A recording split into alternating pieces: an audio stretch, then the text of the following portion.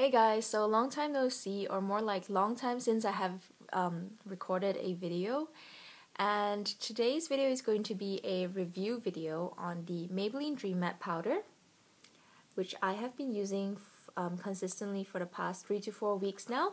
So I can finally give my verdict on this particular powder. This is I keep wanting to say loose, but it is a press setting powder. And the packaging looks like so. And I took I am in the shade Cream or Light number 4 to 5. It isn't a very pigmented powder, so don't worry too much about choosing the exact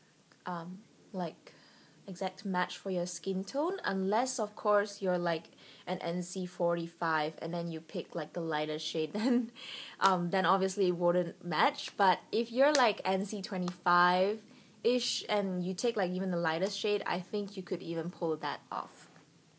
But anyway, the Maybelline Dream Matte Powder is quite light, even like in the pan, and as you can see, compared to my own skin tone, it looks really light.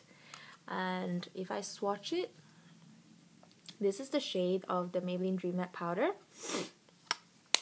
And if I just rub it into my hand, as you can see, it blends out really, really well. And yeah, you basically can't see it anymore. So anyway, it's been a couple of weeks, and I must say that I have been quite impressed with this particular powder, considering that it is from the drugstore, like the pharmaceutical. It came from the pharmaceutical kind of level, or you can get it in any pharmacies. I am pretty impressed with this particular powder. It does come in a packaging with like a compact mirror, like so, and it comes with like a little puff as well, which I don't use the puff. I use my own brush, but if I were to pack it like, you know, in my handbag or something, I think it will work pretty well with the puff anyway, so no major issue there. The packaging is not too bulky, I would say. There is 9 grams or 0.32 ounces in this particular powder, so yeah, it's not too bad, I'd say, for carrying around in your purse. And this retails for about $15-ish in Australia. And of course, in America, the price is going to be different. And I'm actually going to compare this with the MAC Mineralized Skin Finish today, because this is the powder that I was using prior to the Maybelline Dream Matte Powder, so I can sort of recall how it felt and etc. Plus, it is also another press setting powder. I know the major differentiation between these two products is that this is a mineral product and the Maybelline Dream Matte Powder is not a mineral product. So if you don't mind that part about, like, you know, if your skin is not too sensitive and you are able to use like non-mineral products, I would definitely say that these are really, really close. As in, this is practically an almost exact dupe of the MAC Mineralized Skin Finish. It's, in fact, I think that I was less impressed with the MAC Mineralized Skin Finish for some reason. I didn't think that it was particularly awesome. I used it, and yeah, I tended to think that it got kind of cakey sometimes if you put too much on. And I've never actually had that problem with the Maybelline Dream Matte Powder. So yeah, and then of course in terms of price, this one retails for 15-ish, and this one retails for about 43 Australian dollars. And obviously the price difference is like one third of the Maybelline of the MAC Mineralized Skin Finish.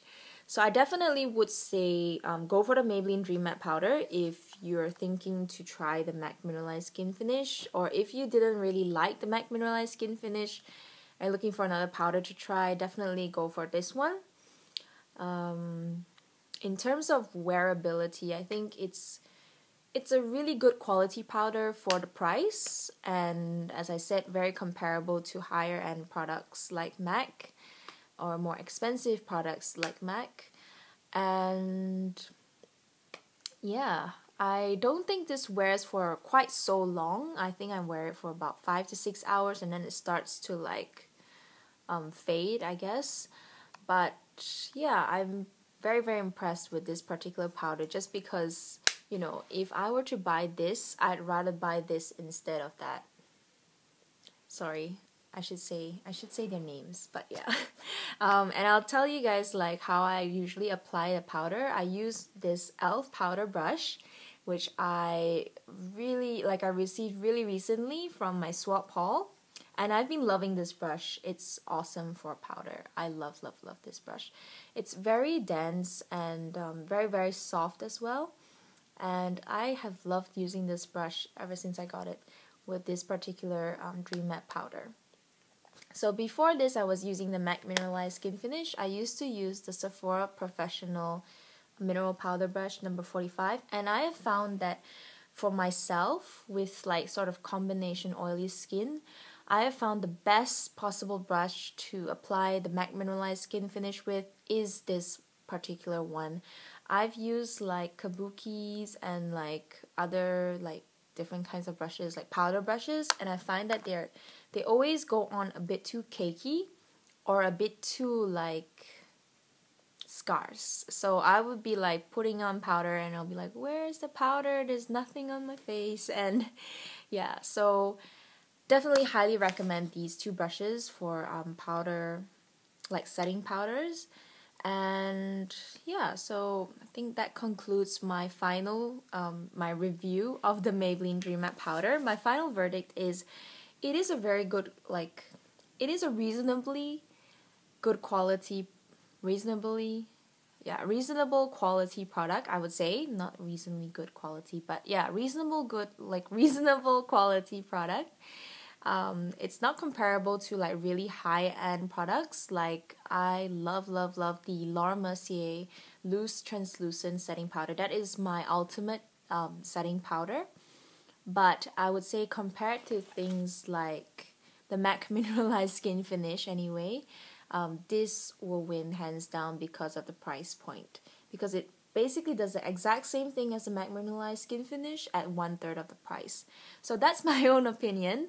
And yeah, let me know what you guys think of either of these powders if you've tried them. And I'll talk to you guys in my next one. Bye!